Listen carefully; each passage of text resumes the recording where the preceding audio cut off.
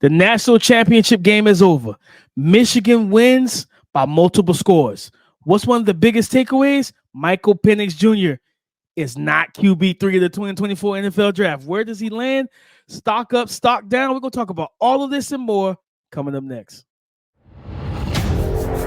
You are Locked On NFL Draft, your daily podcast covering the NFL Draft. Part of the Locked On Podcast Network, your team every day.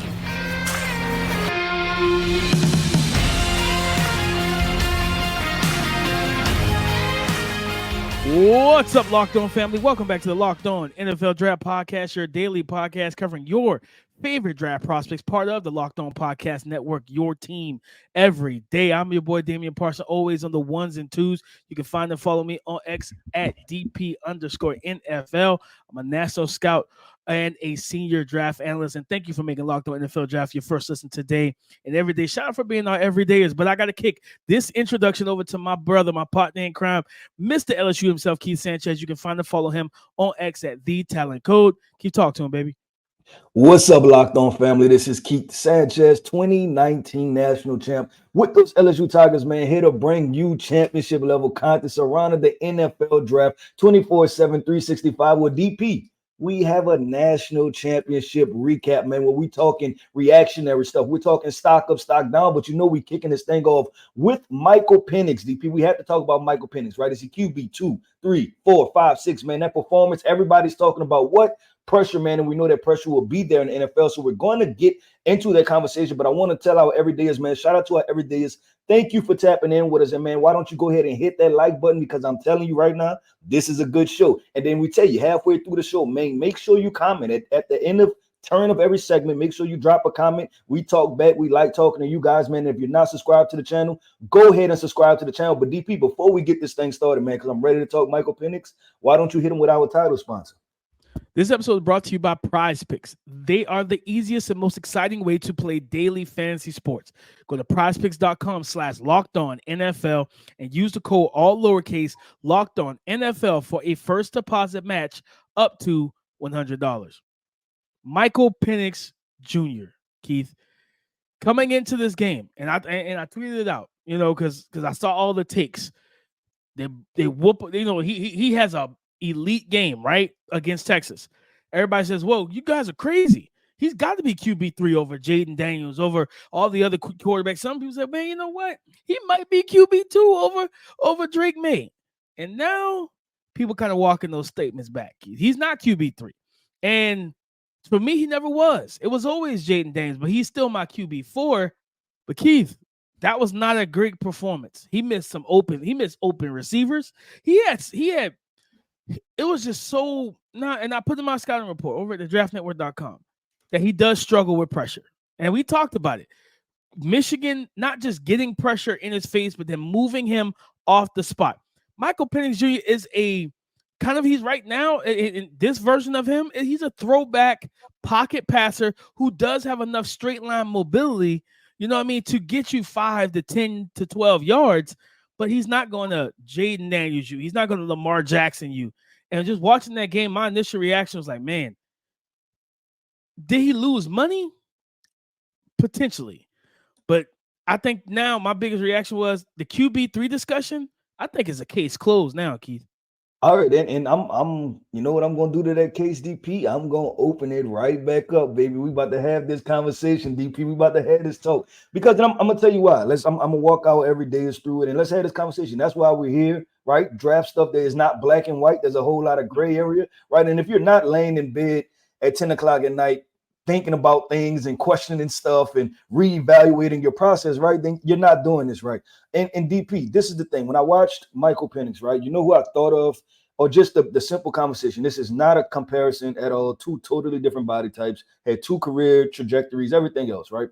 I thought of Tua Tagovailoa, DP. And the reason I thought about that was because the same conversation applies to Tua, to where people say that, hey, when you pressure him, when you force him to do out of structure things don't look right? You see forced throws, you see things to where he doesn't look fluid. But when he's in rhythm, right, when everything is operating right, when he's playing in the structure of the play, getting through progression 1, 2, possibly 3, right, it looks beautiful, right? Just natural throw of the football, both left-handed quarterbacks.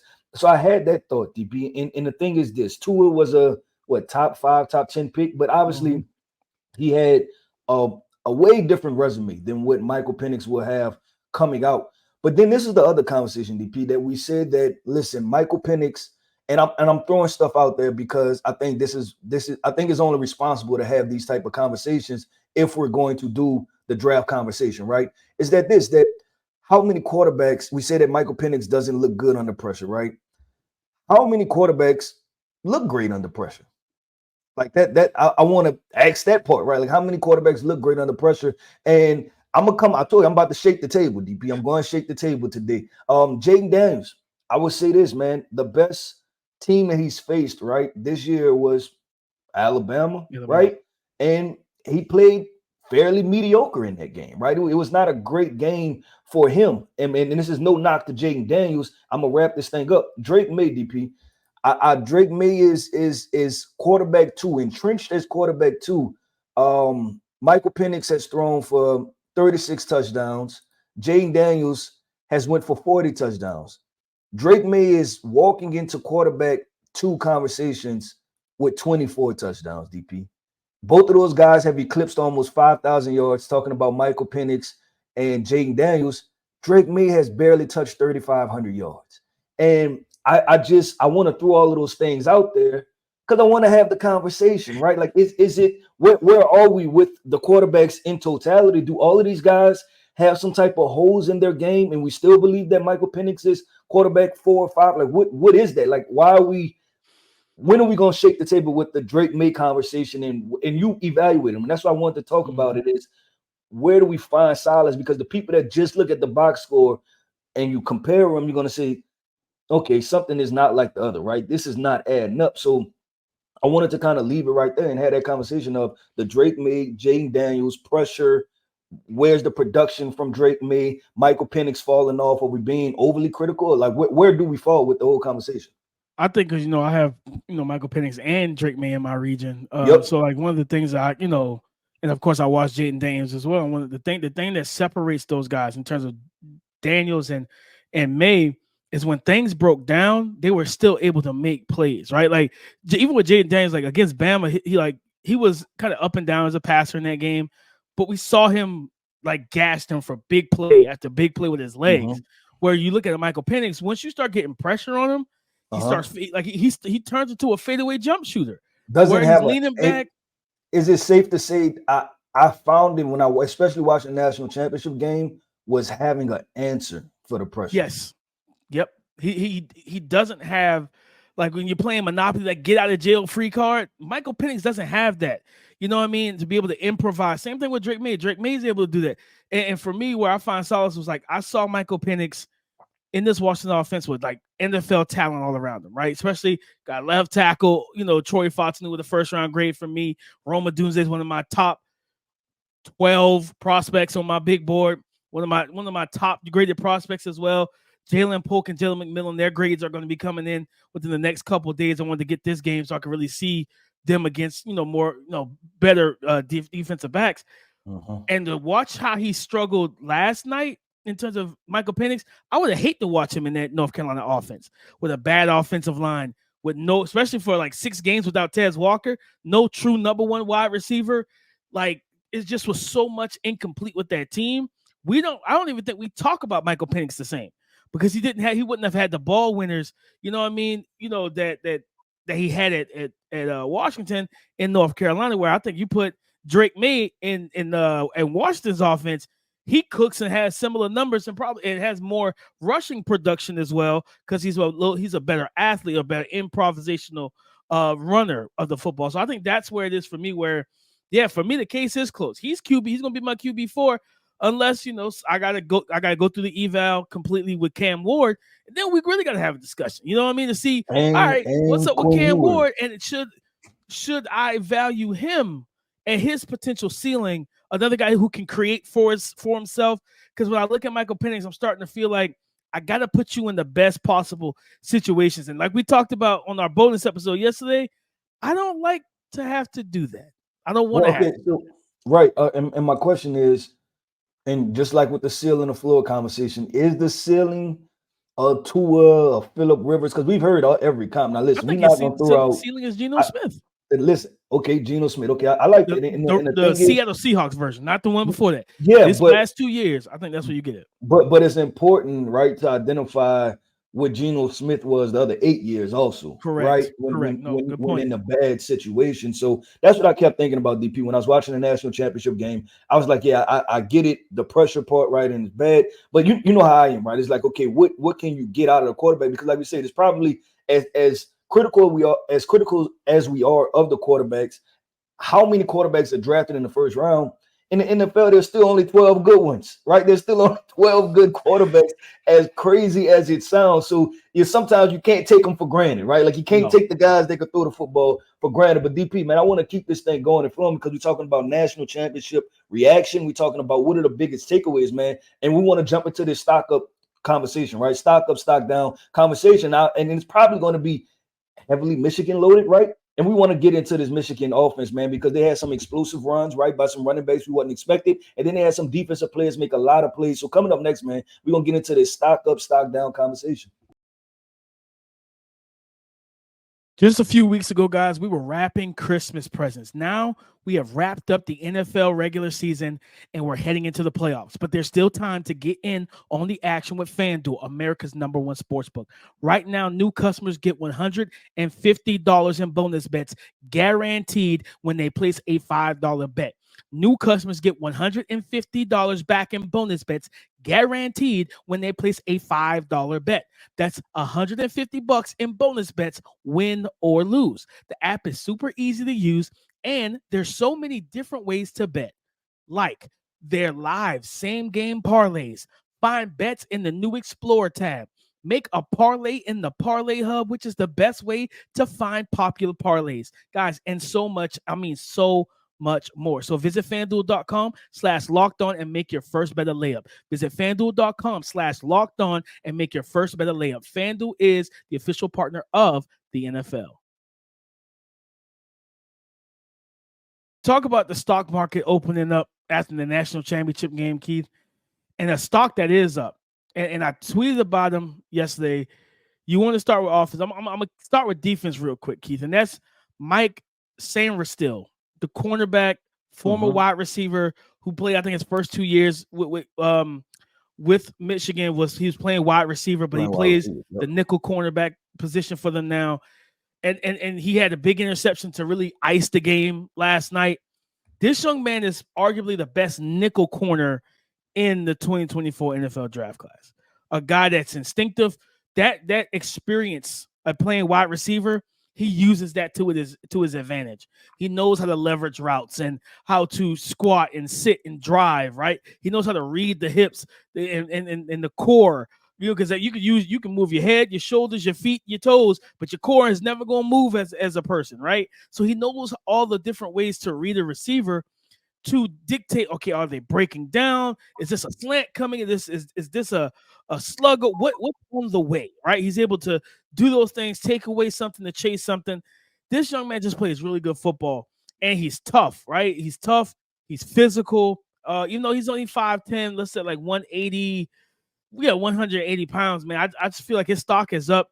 I'm not saying that he's going to be a first, second round pick or anything, because I think he's going to be more slot specific in the NFL, but with teams living around like 75 to 80% of the time in nickel nowadays, you need you a really good nickel. And you think about Mike Hilton for the Cincinnati Bengals, who used to be with the Steelers, a guy that blitzes well. He pressures the quarterback. He plays, man. He drops off in zone. He makes plays on the ball.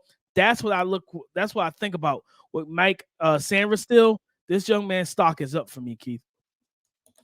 Yeah, I mean, he played well, right? And he made a lot of key plays in that game. DP, I'm gonna go with this. You went to the third level, right? I'm gonna stop at the second level and talk about a couple of second level defenders, and that's Jalen Harrell and Junior Kosa. Man, these are guys that I feel like they're almost like the glue, right? In the sense of the fact of that they're that second level. They have to play the run well, but also make plays in the passing game, right? And they kind of keep the rest of this thing, the defense fluid, right? Like they kind of hold the thing together. And what you seen in that game against Washington, I felt like they showcased as pretty much do it all type guys, right? Especially Jalen Harrell being able to get after the quarterback, right? Make a couple big time tackles, but then also get in some passing lanes and be able to disrupt some stuff. And then you talk about Junior Colson. I just feel like he's an unsung hero. When I watch him, I see every bit of a NFL starting linebacker. So teams that need a linebacker, I think he's going to be on their board. Is it a bunch of flashy plays? No, but I think it's solid plays, it's high IQ plays. So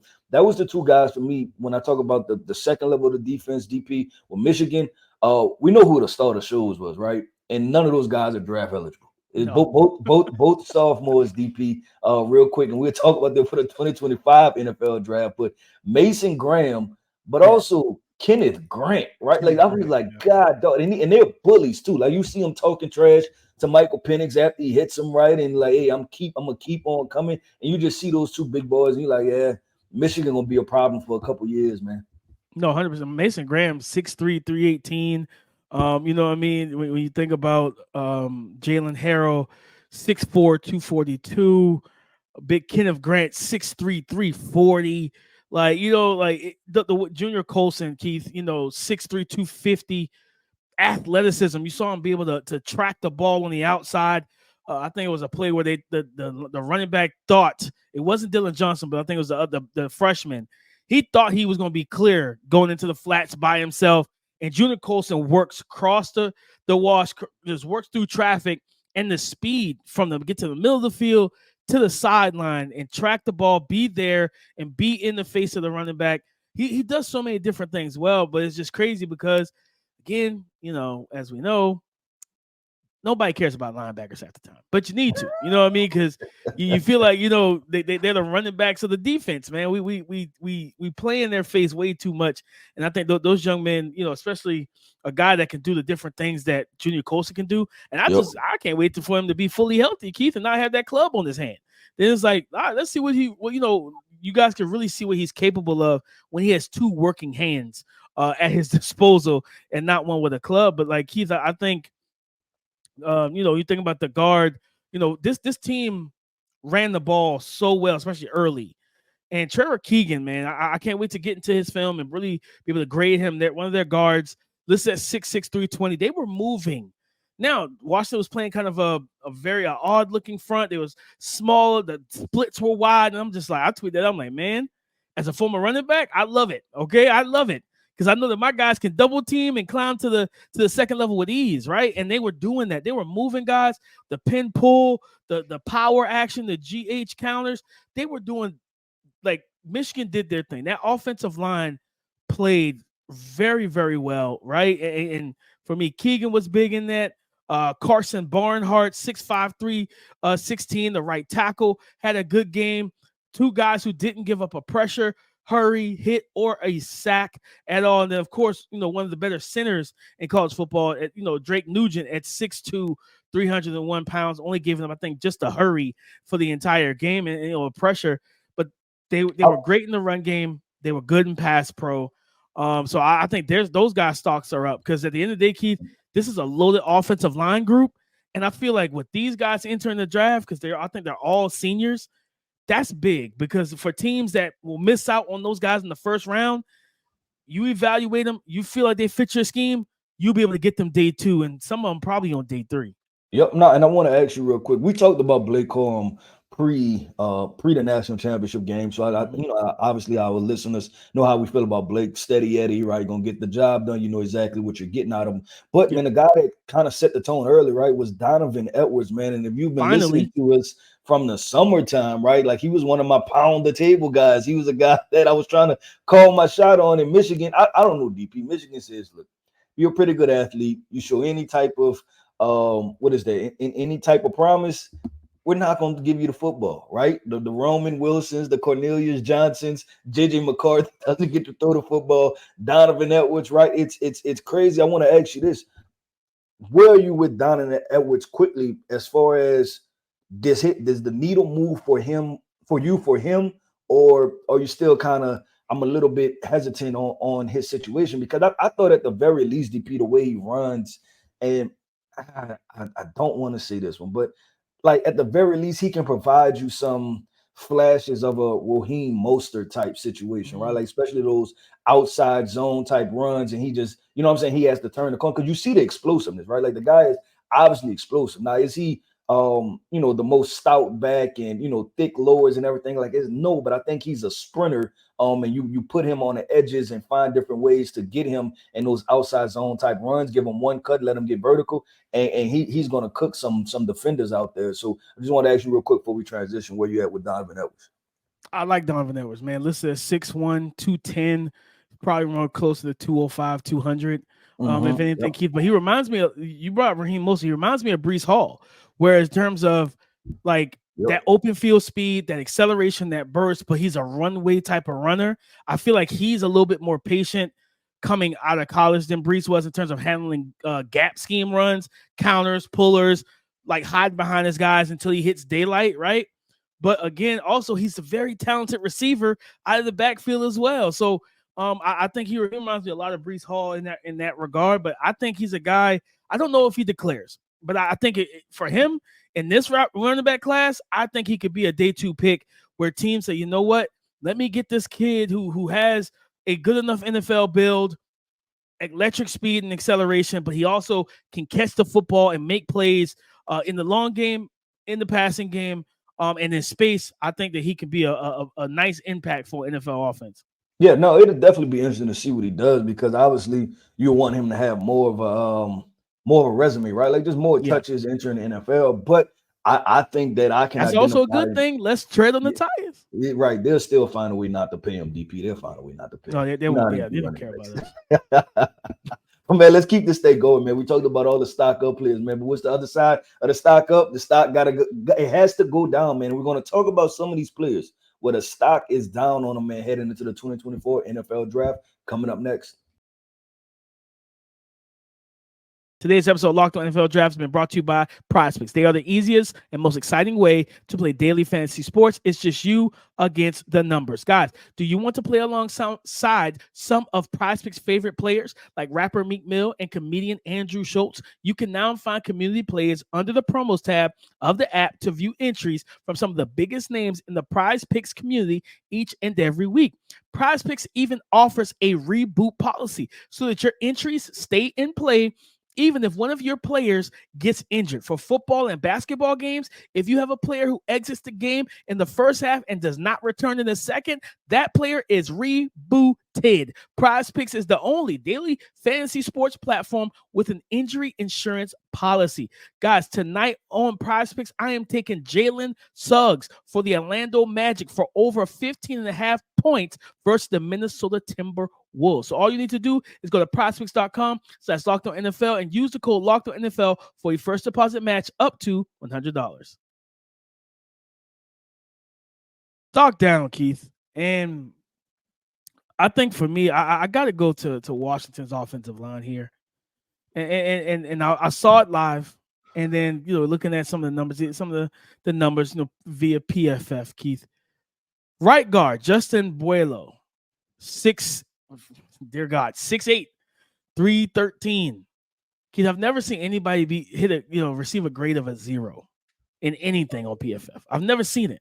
He has a 0 pass blocking grade. He was charted and charged for 6 pressures and 6 hurries. He was getting beat like a drum out there, Keith. But not only just him, and this was a guy I liked coming out. Now this is a guy that's probably not going to come out until probably next year. But their right tackle, Roger Rosengarten, 6'6", 300 pounds. I think he's like a redshirt sophomore, so he is draft eligible.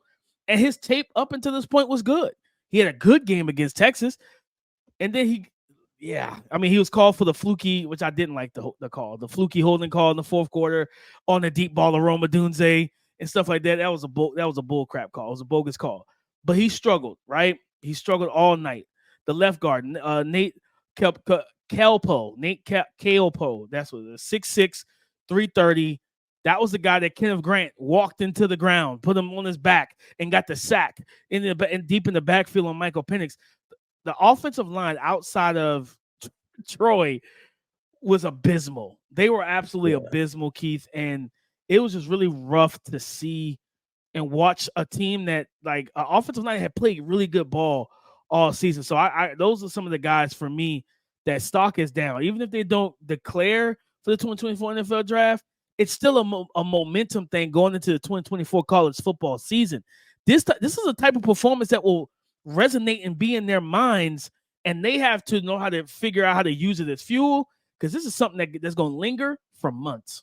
Yeah, no, I'm right there with you on the. And matter of fact, DP, that matchup simply that dictated the whole game. I think that if they had cleaner pockets, right, then Michael Penix may have been able to make more throws in the game, right? Like that's what he does. He's standing in the pocket, he's gonna deliver the rock, he's gonna make those high level throws.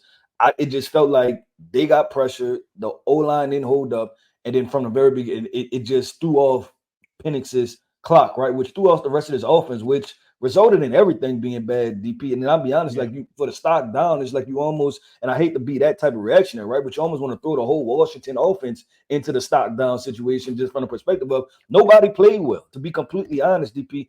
And I'm gonna slow this thing down real quick, and I'm gonna put it on because we talked about one big name of Washington, and like I said, we have to be fair in this conversation. I want to talk about Rome.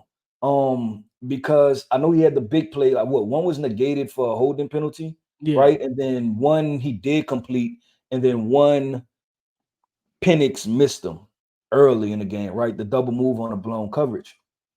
And so I look at the stats, right? He finished 5 for 87 with a long of 44 yards, right? So that means probably 4 for 44 yards if you look at the other one.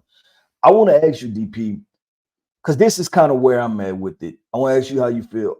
I'm kind of, I don't even know if I feel the same way, but do you know going into last year's draft and we had a conversation about Jordan Addison, right? And it was like, don't know if he's a number one, would be a great number two. And that played out exactly for Jordan Addison as he was able to do some different things. And then also being a good offense, right? Movement offense, doesn't have to get pressed, can line up in the slot, do a bunch of different things. I'm kind of situation based with Rome Odunze, DP. I do think there's some variance for what you're going to get out as far as results. Because what I watched last night, and I still want to jump all the way into the All-22 game, is that I don't know the athleticism is going to allow him to be dominant. I think he's going to win with route running, IQ, zone defenses, in the slot, things like that. But I don't know if he's your one-on-one, gotta have it, I need a big play, and I'm gonna just throw the ball to you. Like that, that's the part that I have a question mark about. So that game last night was tough because and go blue, all right, Michigan fans, go blue, all right. I want to preface that before I say this. Will Johnson was out there holding like he was on a freaking roller coaster. All right, like it was so many uncalled, like his hand was inside the actual like shoulder pad, where it's just like Roman's just throwing his hands up like, ref, like, what are we doing? Like, you can't be this handsy. You know what I mean? Like, yeah, you can grab, tussle with the jersey. He was getting his hands in there, like, yeah, no, I'm not letting you get free from me. And I think that and of course the misses, because if he's charged, if he gets if the holding penalty that wasn't a hold was not called, that's a 40-yard bomb, right? If they connect on the other one, that's a touchdown. You know what I mean? That, and on that play, it looked like it was it looked like a miscommunication where I don't know if Rome was supposed to run a corner, but he realized like I'm scot-free and he just converted to a vertical. And then Penix was like, and the crazy thing, Penix was not pressured. So Penix was like, oh, I'm gonna throw it to where you're supposed to be at. And it just looked like a miscommunication between those. It was wrong shoulder, like whatever it was, they were just on two different pages. Yeah, it was. He threw it over the outside shoulder, instead throwing it up the field. It just they looked like they were on two different playing fields at that particular moment. But I do think that he has wide receiver one upside, Keith, when he does, with his frame, like, because one of the big things we talked about with Addison was like, well, he's not the biggest guy. He's not going to really beat press coverage like that. Which, he didn't even do anything. He did a little bit in the NFL, but most of the time he was kind of like motioning around, kept off the line, stuff like that. I think Rome, because even all season, he was a guy that Penix looked to one-on-one, and he dominated those opportunities. And it was just in this game where the whistle wasn't going your way, like you guys are off track, out of sync, and it just looked bad all around. So I do think he's got caliber. He has the tools, whether it's the build-up speed, the leaping ability, the ball skills, but the improved strength and then the NFL size to play, and then the route running and smoothness to his game, where he could be a high volume wide receiver one. He may not be that right out the gate, but I think he can become that. You think he could develop into? Okay, no, I think that's fair. And I just thought, just had a conversation, right? Because we talk about star power, national championship. We talked about Michael Penix, talked about the star wide receiver. We talked about Troy Fontenot, right? And like we said, with everything with Washington, man, I thought it was just an out of sync situation. But DP, I'll tell you this, man, it was not out of sync. Is this locked on? I gotta say, hold on. We almost out of sync. Let's talk about it. What's up? We're stock down. JJ McCarthy, stock down. Like, I'm sorry. I put on the YouTube thumbnail when we previewed the national championship game. Is he ready? The answer is no. Like, he's not ready for the NFL yet. I think that he's a guy that if you do draft him, yeah, we're gonna have this conversation more in depth, but you're gonna have to have him sit behind the veteran, man. Yeah, I don't think he's going to get ready in this Michigan offense. I just don't even. And I tweeted this during the game, right? And what happened is that I don't know the coach's thought process, but last year, and we consistently talked about this on the podcast, they did not throw the football at all until they got into a shootout with TCU, and JJ McCarthy threw the rock all over the field, looking like a first rounder, right? It was like, why don't you do that more? This year, they did the same thing. Did not throw the football, not in any high leverage moments, and it felt like they waited to this moment to try to start throwing the football. But everything looked out of sync, right? Like the throws to Cornelius Johnson, it just like you have to practice stuff to get better at it, right? And they don't practice it. Like when you go an entire half without throwing the football against Penn State because it's a high leverage moment, you're just getting out of there. Guess what happened? It shows up in the national championship. Now, mind you, y'all won the national championship, right? But let that have been, I couldn't help myself but think if this was Florida State, if this was potentially Texas, if this was LSU, right? Y'all would have had more pressure on yourselves to be able to have to run, to score, right? To be able to score and have to pass the football. So I'm with you with the stock down. I just don't know where to go with him, right? Like if I'm advising JJ McCarthy, I'm like, you ask me, hey, am I draft ready? My answer gonna be might as well. Because if you stay here, I'm gonna say might as well, because if you stay here, you're gonna do the same thing, right? You might well just try it or transfer, right? Go somewhere where they're gonna let you throw the football, run with your legs, things like that. I just think that he profiles so close to Ryan Tannehill. Just the same exact thing where we didn't know much about Ryan Tannehill as a quarterback. Remember that? Because Ryan Tannehill was a wide receiver. Right? It was just like, and then it was just like somebody came up and said, hey, this guy could play quarterback. And then he just got drafted to the NFL as a quarterback, right? So it was crazy, man. It was crazy. But man, DP, I want to wrap up that show, man. I thought that was a really good show. We had some really good conversations, man. Like we say, this draft season over here at the Locked On NFL Draft Podcast. And I want to say shout out to our everydayers. Thank you for tapping in with us each and every single day. At the top of the show, I told you to like, I told you to comment, I told you to subscribe. I'm just reminding you, man, if you didn't like, if you didn't comment, go ahead and subscribe, man. Let's talk about it. We like talking back over here on the Locked On NFL Draft Podcast, man. I am Keith Sanchez. You can find me on X at The Talent Code. That is DP Damian Parson, man. You can find him on X at DP_NFL. And like we always like to say, y'all talk to us because we like to talk back. Listen, guys, all you need to do is very simple. Go and subscribe and follow for free or wherever you listen to podcasts, YouTube, Apple Podcast, Spotify, wherever it is. Go subscribe to the channel and to those platforms so that you can be updated and receive these episodes as soon as they drop. All right. Thank you for making Locked On NFL Draft your first listen today and everyday shot for being our everydayers. We have Senior Bowl scouting. Rest of this week, we're getting into that, talking about some more of these players that are going to the Senior Bowl. All right. So come and join the conversation again tomorrow on the Locked On Podcast Network, your team every day.